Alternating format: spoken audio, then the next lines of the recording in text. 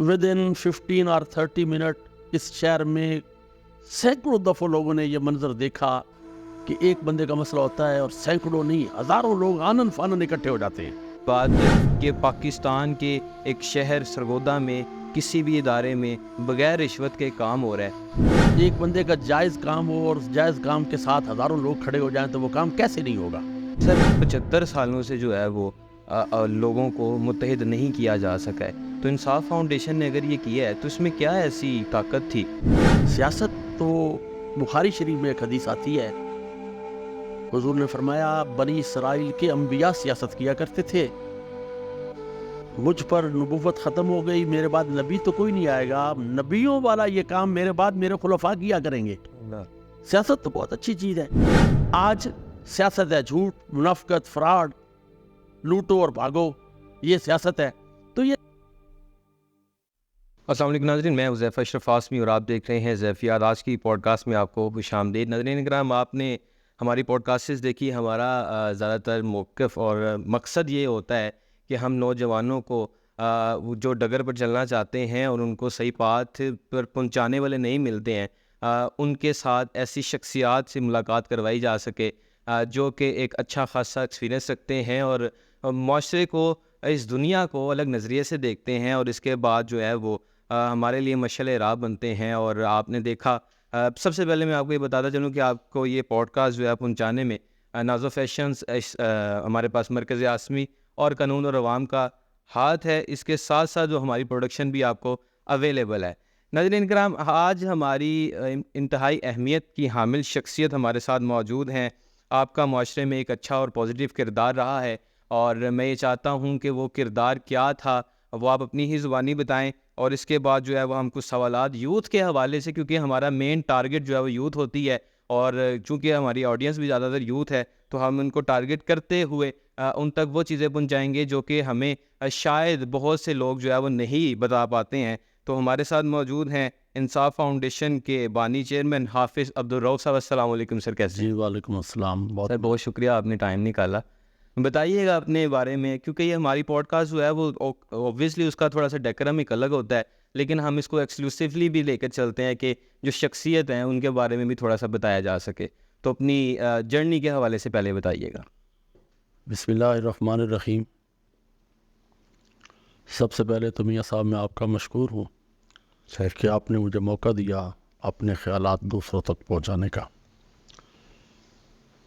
سب سے پہلے میں اپنا تعارف کروا دوں. 2009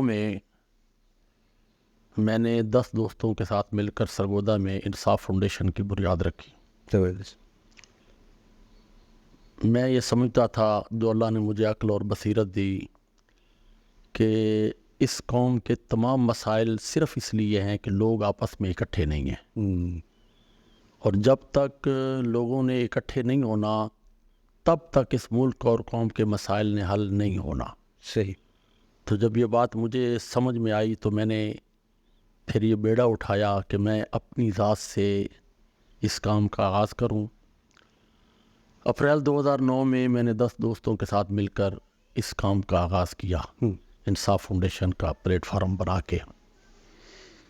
ہم نے گزشتہ 13-14 سالوں میں 3 کاموں پر فوکس کیا. جی. مقصد ہمارا ایک نقطہ ہے کہ کوئی کسی کے ساتھ زیادتی نہ کرے. ٹھیک ہے. کوئی کسی کے ساتھ زیادتی نہ کرے، اور یہ وہ مشن اور مقصد ہے. قرآن کریم میں سورہ حدید میں ایک آیت آتی ہے، لَقَدْ أَرْسَلْنَا رُسُولَنَا بِالْبَيِّنَاتِ وَأَنزَلْنَا مَعَهُمُ الْكِتَابَ وَالْمِيزَانَ لِيَقُومَ النَّاسُ بِالْقِسْطِ. اس کا مطلب یہ ہے کہ اللہ نے جتنے رسول بھیجے، رسولوں پر کتابیں نازل کیں، مقصد صرف یہ تھا لِيَقُومَ النَّاسُ بِالْقِسْطِ، کہ ہر بندہ انصاف پر کھڑا ہو جائے، کوئی کسی کے ساتھ زیادتی نہ کرے. اللہ. تو اس نقطے کو سامنے رکھ کر میں نے اس کام کا آغاز کیا. 3 کاموں کو ہم نے فوکس کیا. سب سے پہلا ہمارا فوکس تھا کہ لوگوں کو جوڑا جائے، لوگوں کو اکٹھا کیا جائے. پھر جن کو جوڑا جائے دوسرا کام ہم نے یہ کیا کہ ان کی تربیت کی جائے. صحیح. ہم نے لوگ جوڑے, ان کی تربیت کی, اور تربیت میں ہم نے 2 چیزوں کو فوکس کیا. نمبر 1 کہ کوئی کسی کے ساتھ زیادتی نہ کرے. نمبر 2 جو ہمارے ساتھ جڑنے والے کسی بندے کا مسئلہ بنے تو باقی سارے لوگ سمجھیں یہ میرا مسئلہ ہے. واہ خوبصورت. باقی سارے لوگ سمجھیں کہ میرا مسئلہ ہے. اب جب ایک بندے کا کام ہو, ایک بندے کا مسئلہ ہو, اور 150 لوگ, سینکڑوں لوگ اس مسئلے کو اپنا مسئلہ سمجھ کر نیک نیتی کے ساتھ اس کو حل کرنے کی کوشش کریں گے تو اس نے حل ہونا ہے. بالکل ہونا ہے. تو میرے محترم, ہم نے لوگوں کو جوڑا, اور اس شہر میں وہ قافلہ جو 10 لوگوں سے شروع ہوا تھا اس کی تعداد ہزاروں میں گئی. واہ. جڑتے چلے گئے. کیا بات. اور ایک بات جو سب سے زیادہ ضروری اور اہم ہے, جو میں آپ کے گوش گزار کرنا چاہتا ہوں, وہ یہ ہے کہ جب ہم بندے کو جوڑتے ہیں تو اس سے پہلے دن ہم یہ کہہ دیتے ہیں کہ تو نے آج کے بعد کسی کے ساتھ زیادتی نہیں کرنی. سبحان. کیا بات. اور دوسری بات ہم اس کو یہ سمجھاتے ہیں کہ جب تجھے کسی دوسرے کے مسئلے کو حل کرنے کے لیے بلایا جائے گا تو تو نے آنا ہے.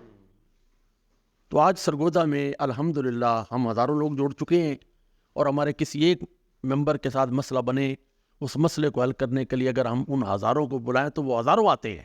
واہ کیا بات ہے. ودن 15 اور 30 منٹ اس شہر میں سینکڑوں دفعہ لوگوں نے یہ منظر دیکھا کہ ایک بندے کا مسئلہ ہوتا ہے اور سینکڑوں نہیں ہزاروں لوگ آنن فانن اکٹھے ہو جاتے ہیں. اب میرے محترم حذیفہ صاحب, ایک بندے کا جائز کام ہو اور اس جائز کام کے ساتھ ہزاروں لوگ کھڑے ہو جائیں تو وہ کام کیسے نہیں ہوگا. تو آج سرگودا میں الحمدللہ ہمارے فورم پر ہزاروں لوگوں کے مسائل حل ہوئے. اچھا ہے. آج آپ کے شہر سرگودا میں کوئی بندہ کسی محکمے میں چلا جائے تو سیٹ پر بیٹھا افسر رشوت لیے بغیر اس کا کام کرتا ہے. کیا بات. رشوت لینا بڑی دور کی بات ہے. رشوت کا تصور کرنا کہ میں نے اس بندے سے یہ جو بیج لگا کے انصاف فاؤنڈیشن کا آیا ہے اس سے میں نے رشوت لینی ہے, یہ تصور بھی ناممکن ہو چکا ہے. کیا بات ہے. یہ بہت بڑا چینج ہے. تو الحمدللہ سرگودا کی حد تک ہم اپنے مشن میں کامیاب ہو چکے ہیں. ماشاء. ہم نے لوگوں کو جوڑ بھی لیا ہے, لوگوں کی تربیت بھی کر لی ہے. اب ہم آہستہ آہستہ اس کو مزید وسعت دیں گے انشاءاللہ. وسعت کے حوالے سے ہم اس پر غور و فکر کر رہے ہیں. جتنا ٹارگٹ تھا کہ ہم نے سرگودا میں اپنے آپ کو محفوظ کرنا ہے, ہماری ذات سے کسی کا نقصان نہ ہو اور ہمارا بھی کوئی نقصان نہ کرے, بالکل یہ ہمارا ٹارگٹ تھا. میں سمجھتا ہوں اس میں اللہ پاک نے ہمیں کامیاب کر دیا ہے اور یہ ٹارگٹ ہم اچیو کر چکے ہیں. زبردست. تو یہی انصاف فاؤنڈیشن کا تعارف ہے اور یہی آپ کے پہلے سوال کا جواب ہے. زبردست. میں یہ سمجھتا ہوں کہ دیکھیں سر 75 سالوں سے جو ہے وہ لوگوں کو متحد نہیں کیا جا سکا ہے. تو انصاف فاؤنڈیشن نے اگر یہ کیا ہے تو اس میں کیا ایسی طاقت تھی جس کے ساتھ لوگ بھی جڑتے گئے. اور سب سے بڑی بات کہ پاکستان کے ایک شہر سرگودا میں کسی بھی ادارے میں بغیر رشوت کے کام ہو رہا ہے, تو وہ سارا کچھ ایسے کیا اسپیکٹس ہیں جو باقی اگر ذہن میں رکھ لیں تو وہ بھی ایک تو خوف بڑا ہے سر, ٹھیک ہے, وہ کسی کو کام نہیں کہتے, کسی کے کام کرنا ہو تو ڈر پڑتے ہیں, اور کسی کے ساتھ جڑ جانا, اور آپ نے کہا کہ سینکڑوں نہیں ہزاروں کی تعداد میں لوگ آ گئے, تو اس میں کیا ایسی ایک طاقت تھی جس نے آپ سب کو جوڑے رکھا اور آگے چلنے میں آپ کے مشن میں آپ کے ساتھ ہیں؟ سب سے پہلی بات اور اہم بات آپ کی نیت ہے. واہ. اگر تو آپ کی نیت ہے کہ میں نے لوگوں کو جوڑنا ہے اور جڑنے والوں کے مسائل حل کرنے, اور اس نیت میں آپ 100% مخلص ہیں, جی جی جی, تو پھر میاں صاحب قرآن کریم کہتا ہے لیس للانسان الا ما سعی. اللہ. ہر انسان کو وہ ملتا ہے جس کے لیے وہ کوشش کرتا ہے. سبحان اللہ. جب میری یہ نیت تھی تو میں نے اس کے لیے کوشش کی تو سب کچھ ممکن ہو گیا. کیا بات ہے. اب اگر کوئی چاہتا ہے کہ یہ سب جو ہم نے انصاف فاؤنڈیشن کے پلیٹ فارم پر ممکن کیا ہے تو پھر بھائی جان اس کو سب سے پہلے اپنے قبلے کو درست کرنا ہوگا. واہ. المیہ یہ ہے کہ کہنے والے کہتے کچھ ہیں, ان کے دلوں میں ہوتا کچھ ہے. لہذا پھر کیا ہونا ہوتا ہے. جھوٹ کو آپ کتنی دیر چلائیں گے, جھوٹ پر کتنی دیر لوگوں کو آپ جڑے رکھیں گے, اکٹھے رکھیں گے. جھوٹ نے آخر ایک دن ایکسپوز ہونا ہوتا ہے. صحیح. لہذا اگر آپ چاہتے ہیں کہ آپ نے کوئی کام کرنا ہے تو جو آپ کے دل میں ہے اسی کو زبان پر لائیں اور پھر اس کے لیے کوشش کریں. ویری سب ممکن ہو جائے گا. نیت ضروری. اصل چیز نیت ہے. خوبصورت. سر نوجوان طبقہ آپ دیکھ رہے ہیں کہ سیاست کے لیے بڑا سرگرم ہے, گرم جوشی کے ساتھ آج کل کے سینیریوز بھی آپ دیکھتے ہیں کہ پولیٹیکل چل رہا ہے, تو جو نوجوان کا تحریکی ذمہ داری کیا ہونی چاہیے؟ دیکھیں جی, میں اس سلسلے میں یہ عرض کروں گا کہ کوئی بھی کام آپ کرنا چاہتے ہیں تو آپ آغاز سے الف سے شروع کریں. صحیح. یہ جو لوگ منزل پر نہیں پہنچتے, یہ الف بے پہ اس ترتیب سے آگے نہیں بڑھتے. نہیں, یہ کامیاب لوگوں کو دیکھ کے شارٹ کٹ مارنے کی کوشش کرتے ہیں. شارٹ کٹ سے کوئی کبھی کسی منزل پر نہیں پہنچا. صحیح ہے. آپ اپنا سب سے پہلے اپنا ٹارگٹ سیٹ کریں. ٹارگٹ سیٹ کرنے کے بعد پھر اس ٹارگٹ کو حاصل کرنے کے لیے لاہ عمل طے کریں, پھر اپنے کام کا آغاز کریں. صحیح. آج ہو کیا رہا ہے, لوگوں کو ٹارگٹ نہیں پتا ہوتا. نہیں پتا. جب ٹارگٹ کا ہی نہیں پتا تو پھر لاہ عمل کیا ہوگا جی. صحیح. لہذا سب سے پہلے ٹارگٹ طے کریں. ٹارگٹ طے کرنے کے بعد پھر اس ٹارگٹ کو اچیو کیسے کرنا, اس کے لیے بیٹھ کے غور و فکر کر کے لاہ عمل طے کریں. پھر ایک طرف سے اللہ کا نام لے کے شروع ہو جائے اور آہستہ آہستہ آگے بڑے. چھوٹے چھوٹے ٹارگٹ سیٹ کریں اور ان چھوٹے چھوٹے ٹارگٹس کو اچیو کرنے کے لیے اپنی کوشش اور جتن کریں.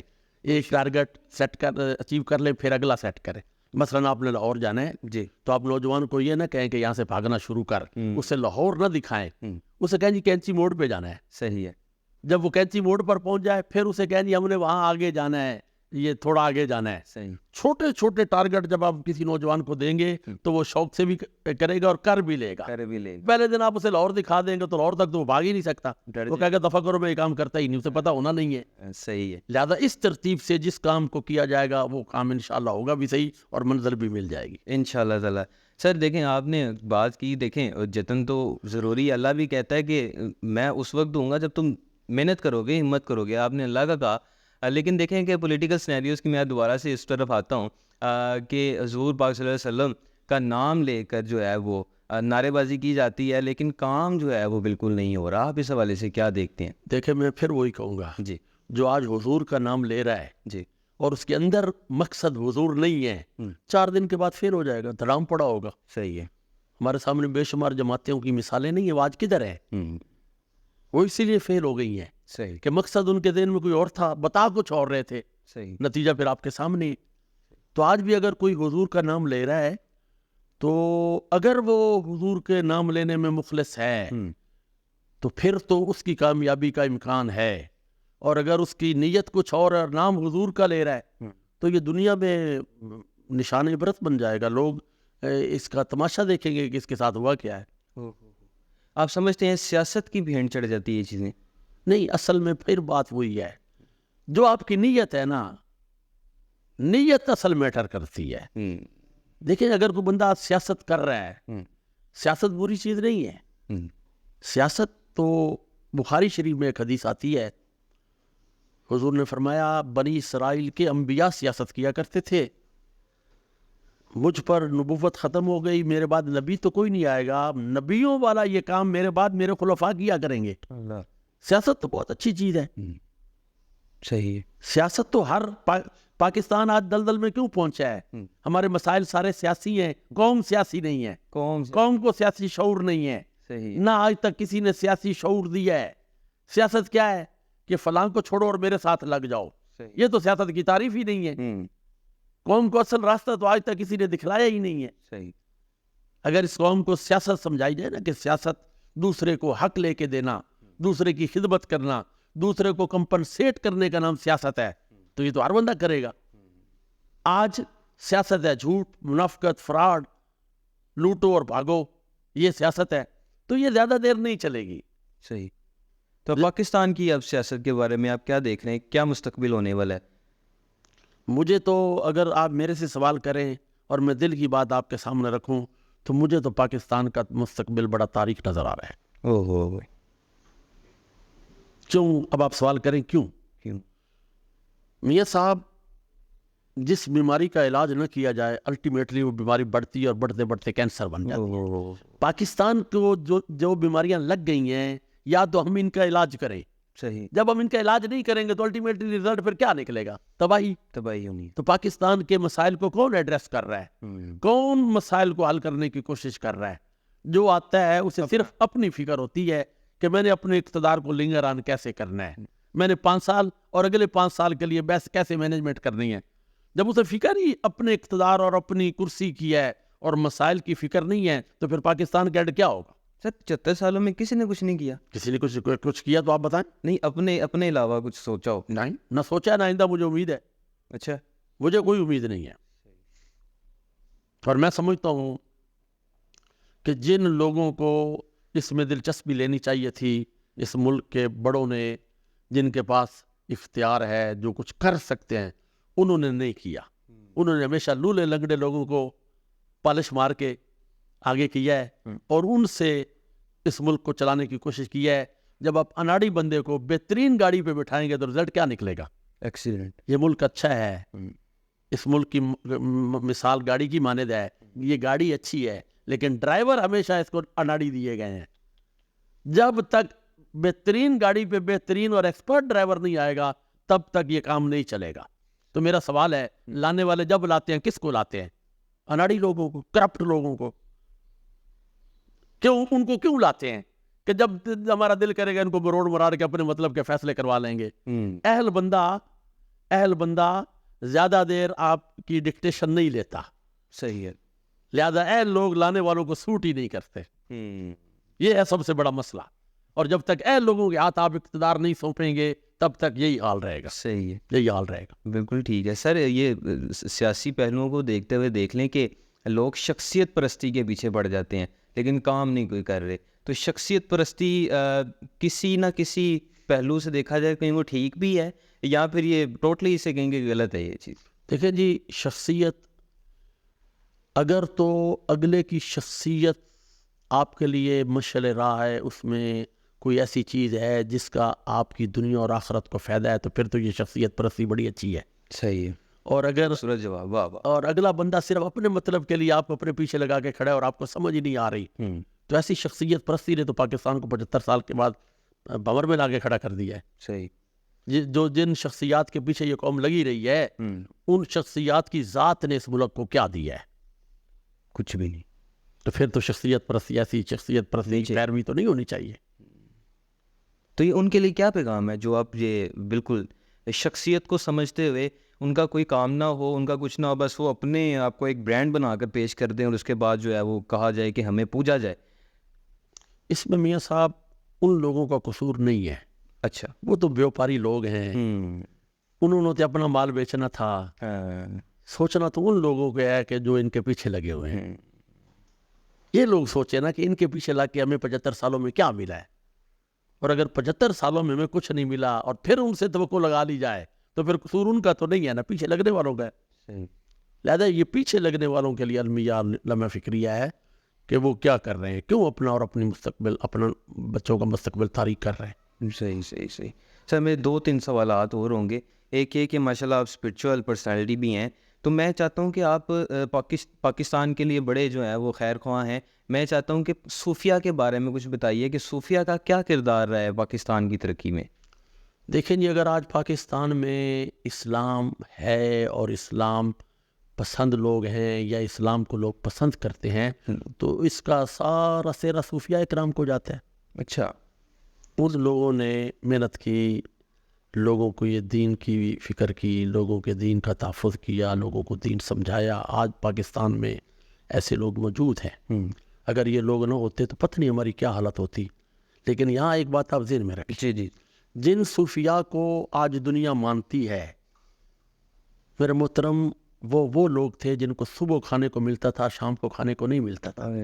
آج جو صوفیاء کا لبادہ اوڑھ کے پھر رہے ہیں، یہ اگر صوفیاء ہیں تو حدیث پاک میں آتا ہے یہ جو دنیا ہے نا، یہ اللہ نے اگر دنیا کی کوئی اہمیت ہوتی ہے اور یہ دنیا اللہ نے اپنے بندوں کو دینا ہوتا تو حضور کو فاقے نہ اٹھانے پڑتے. اللہ اکبر. جن صوفیاء کو آج دنیا، مثلا حضرت داتا علی اجمیری صاحب، اس طرح کے جتنے بڑے نام ہیں، ان کو تو صبح کو کھانے کو ملتا تھا، شام کو نہیں ملتا تھا. اور آج کے جو گدی نشین ہیں وہ تو ہر وقت ہرن کھا رہے ہیں. تو اگر وہ ٹھیک تھے جو بھوک کاٹ رہے تھے تو پھر یہ غلط ہے.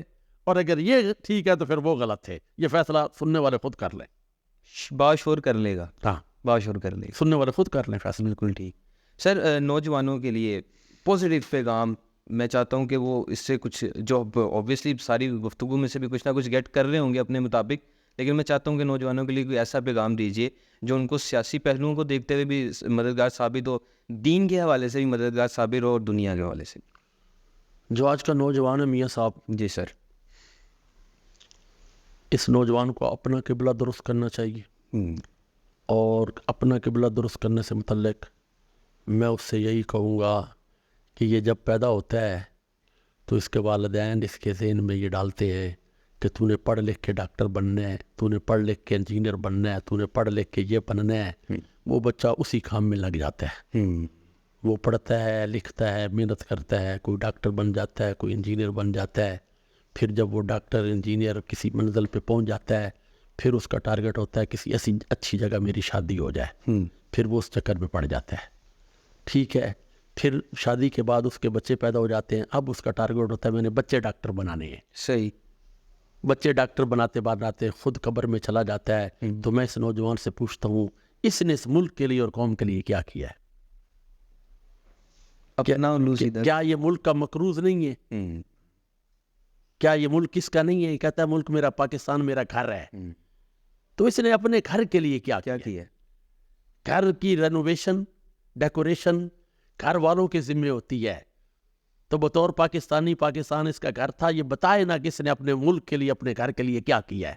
تو جب یہ سوچے گا تو یہ اس نتیجے پہ پہنچے گا کہ میں نے پاکستان کے لیے تو کچھ نہیں کیا. تو جو ماں دھرتی کا اس پر قرض تھا اس نے کہاں چکایا ہے.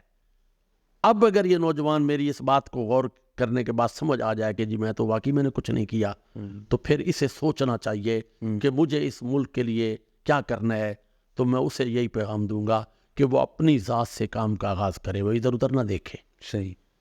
ہمیشہ جب بھی دنیا میں تبدیلی آتی ہے, اس تبدیلی کا آغاز ایک بندے سے ہوتا ہے, ہزاروں لوگوں سے نہیں ہوتا. ایک بندہ کھڑا ہوتا ہے, پھر وہ ایک اپنے ساتھ اور جوڑ لیتا ہے, 2 ہو جاتے ہیں, پھر 2 مل کے 2 اور جوڑ لیتے ہیں. اس طرح دنیا میں جب بھی تبدیلی آئی اس طرح آئی ہے. تو اگر یہ نوجوان سمجھے کہ میں نے تبدیلی لانی ہے تو اس کلیے پر عمل کر کے کھڑا ہو جائے. 1 جوڑے, 2 جوڑے, 4 جوڑے, 10 جوڑے. میں نے بھی 10 بندوں سے کام شروع کیا تھا, آج ہزاروں میرے ساتھ ہیں. ماشاءاللہ ماشاءاللہ. اگر میری طرح اگر کوئی نوجوان یہ کام کرنا چاہتا ہے تو وہ کر سکتا ہے. ایک بات. دوسری بات, جی, ہر کام کی دنیا میں ترتیب ہوتی ہے. آپ نے اوپر جانا ہے نا, تو آپ اس پہلے سٹیپ پر قدم رکھیں گے, جمپ مار کے آپ وہاں نہیں جا سکتے. یس. تو آج کے نوجوان کو میرا یہ بھی پیغام ہے کہ اپنا ٹارگٹ سیٹ کر کے سٹیپ بائی سٹیپ آگے بڑھنے کی کوشش کرے. اگر سٹیپ بائی سٹیپ آگے بڑھنے کی کوشش کرے گا تو منزل پر پہنچ جائے گا, ورنہ راستہ میں بھٹک جائے گا. صحیح ہے. تو کوئی بندہ بھی, آپ کسی ایک لیڈر کی مثال دیں, آج کا نوجوان اس سے اپنا کمپیریزن کرے. اگر اس نوجوان کا ایک سر ہے تو محمد علی جناح کا بھی ایک ہی سر تھا. اس کی 2 ٹانگیں ہیں تو علامہ اقبال کی بھی 2 ٹانگیں تھیں. ایگزیکٹلی. یہ اپنے میں قائد اعظم میں, علامہ اقبال میں فرق دکھائے کیا ہے. فرق صرف سوچ کا ہوتا ہے. اور سوچ کا فرق کیا ہوتا ہے؟ عام آدمی صرف اپنے بارے میں سوچتا ہے اور لیڈر اپنے بارے میں سوچتا ہی نہیں سرے سے. تو اگر آج کا نوجوان لیڈر بننا چاہتا ہے اور اس کے اندر یہ تڑپ ہے کہ میں کچھ کروں, تو اپنی ذات کی نفی کرے, دوسروں کی بھلائی اور فلاح کے لیے کچھ کرنے کا جذبہ لے کر شروع ہو جائے. اس نیت کے ساتھ جب یہ چلے گا تو اللہ اس کی مدد کرے گی. اور یہ اکیلا چلے گا تو آہستہ آہستہ لوگ اس کے ارد گرد, میں اکیلا ہی جانب منزل چلا تھا مگر لوگ آتے گئے, کارواں بنتا گیا. خوبصورت. تو یہ بھی لیڈر بن جائے گا. زبردست. There should be something اور there is know short cut. Exactly. میں یہ سمجھتا ہوں کہ نوجوان کو اگر کسی گول کی طرف آمادہ کرنا ہو تو پہلے پریکٹیکل ہو کر کرنا پڑے گا, جیسا کہ حافظ صاحب نے کیا. اور ایسے بہت سے لوگ ہیں پاکستان میں, آپ کو ایسی بہت سی ایگزامپلز مل جائیں گی جن کو دیکھ کے آپ موٹیویشن لے سکتے ہیں, انفلوئنس ہو سکتے ہیں اور اپنا کام جاری کر سکتے ہیں. میں آپ کا شکریہ ادا کرتا ہوں کہ آپ نے ٹائم نکالا اور ہماری اس پوڈ کاسٹ کا حصہ بنے, اور یقیناً یہ ہمارے لیے ایک بہت اعزاز کی بات ہے کہ آپ ہماری پوڈ کاسٹ کا حصہ بنے. تھینک یو سو مچ. میاں صاحب, یہ آپ کا شکریہ کہ آپ نے مجھے اپنے خیالات لوگوں تک پہنچانے کا موقع فراہم کیا. میں آپ کا شکر جزاک اللہ. بہت. آپ سے انشاءاللہ اگلی پوڈ کاسٹ میں ملاقات ہوگی. مجھے دیجیے اجازت. اللہ حافظ.